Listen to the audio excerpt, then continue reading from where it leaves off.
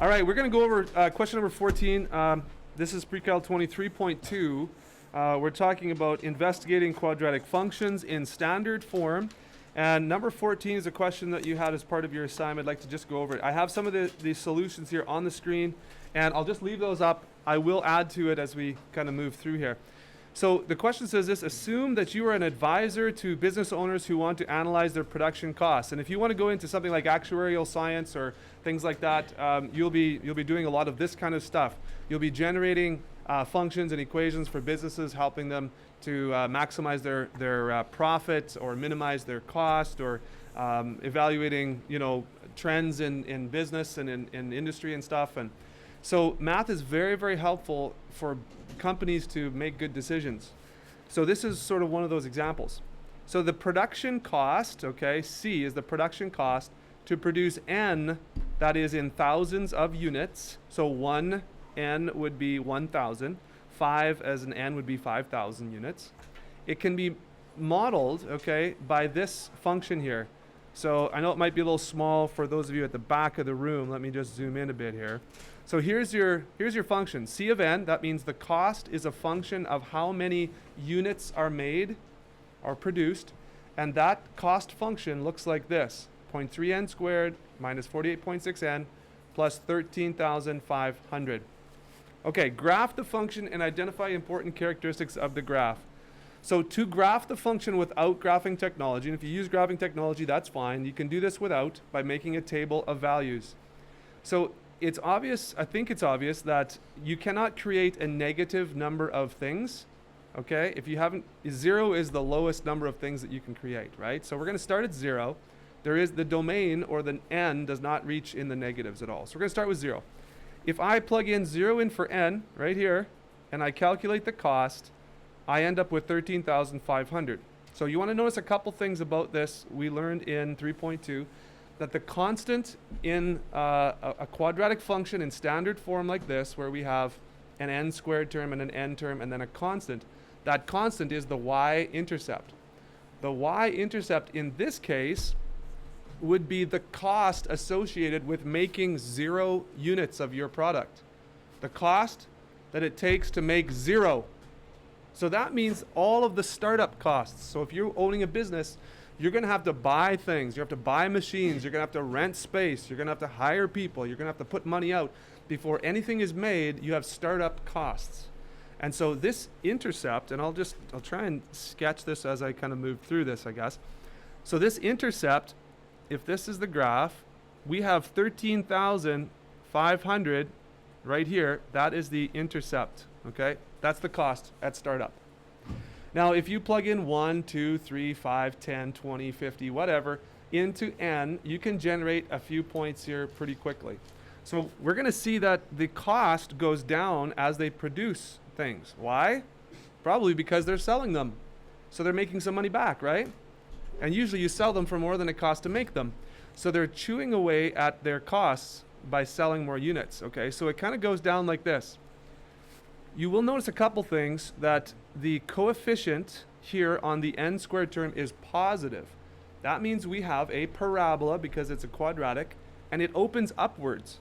You'll also notice that we have a very small a value here, and so that means that it is very flat. The parabola is very flat.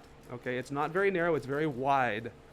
So as you look at this graph, okay, this graph is going to go something like this, and it's going to bottom out here. Now this is going to be a point, the vertex is going to be a very, very important point right here. Why?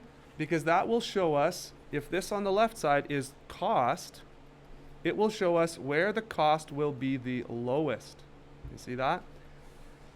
Now, this vertex, if we can find out what the vertex is going to give us the number of units in thousands, the number of units that will be associated with the lowest cost. Now, why would the cost go down and then come back up again? Well, think about it this way. If you have all this startup cost and you only make 1 unit, guess what? You're selling 1 unit, you still have a ton of cost. You're not chipping away at what you owe the bank. If you make, thousands and thousands of units, but you make way too many, way over here, guess what? You have some left over and you're not going to be able to sell all that. And so the cost of making them is going to start eating away at your bottom line. Your cost is going to grow again. So there's a sweet spot, and that's why this math is really, really helpful for businesses. So there's a sweet spot there. This should be the target of how many units they should make in order to minimize their cost according to, this cost function. So how do we find the vertex? I will show you on the graphing calculator how to do that today, but without the graphing technology, this is how you would do this. You would remember that from yesterday, we talked about x equals negative b over 2a, right? And what is that? Well, that gives us the x value of the vertex.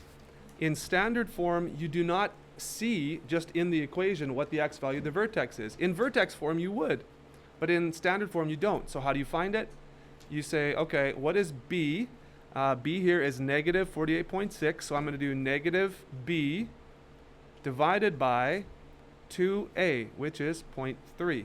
So that turns out to be, positive 48.6 divided by 0.6. And that is 81 exactly, 81. So on your graph, this is 81 right here, the x value. The x value is 81. If you put 81 in for n in your cost function, it will show you what this overall cost would be. So we put 81 in for n, and you would calculate this number on your calculator to be $11,531.70. So that's the lowest cost, okay, that you will be able to put in. Now this has nothing to do with revenue. You can't see how much you're making on all this, but this is just showing you where to minimize your cost, okay? So in order to graph the function, the important points would be the intercept, the y-intercept. It would be x-intercepts if there are any. There's none here. But the vertex also is very important, and that would be 81, 11, 531.7. So that's a very important point in this question as well. So identify the important characteristics. Write a short explanation of what the graph and each piece of information you determined in part A shows about the production costs. Well, I kind of talked about this already, but just to summarize, the y-intercept is the startup cost. That's the input cost, how much you're going to have to pay before you even start making and selling anything. That's important to know. This is how much money you're going to have to borrow from the bank, or how much you're going to have saved to get going. And the vertex is also super, super important because this will tell you where to minimize, because remember, this is a minimum of this function. That's where your minimum cost is. And this should be the 81 or 81,000 units should be your target production cost, not any less and not any more, because that's going to minimize the cost, okay? So what we're learning about these quadratic functions, but you also need to understand that they're, in these word problems, there's actually an application for this as well. So if this business owner didn't know anything about math and said, I'm going to make 100,000 units and I'm going to be rich, ha ha ha, he wouldn't realize, or she wouldn't realize, that 100 is over here somewhere, and it's actually going to cost more in the total scheme of things to make 100,000 units than it would be for 81. Okay? So you want to know where this sweet spot is. All right, so that is this question. That's this question without graphing technology. I'm going to explain to you how to use graphing technology here in the next section, and then maybe we'll come back to this and I'll show you how we do this, how we find these important aspects using graphing technology. Okay, any questions about number 14 here before I move on? Did that answer your questions? Hopefully. All right. Okay, so that's number 14.